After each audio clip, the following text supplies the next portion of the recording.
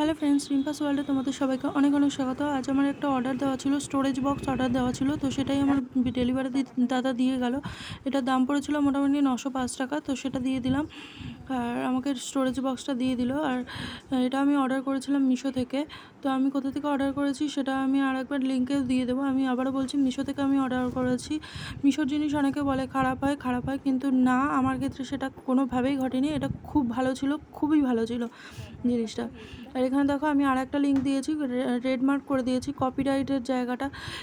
এই ভিডিওটা হচ্ছে গিয়ে আমার ছেলের একটা মিউজিকের ভিডিও। এখানে কোনো রকম এক্সট্রা মিউজিক অ্যাড করা ছিল না, কিছু ছিল না, তবু এটার মধ্যে কপিরাইট ফেলে দিয়েছে।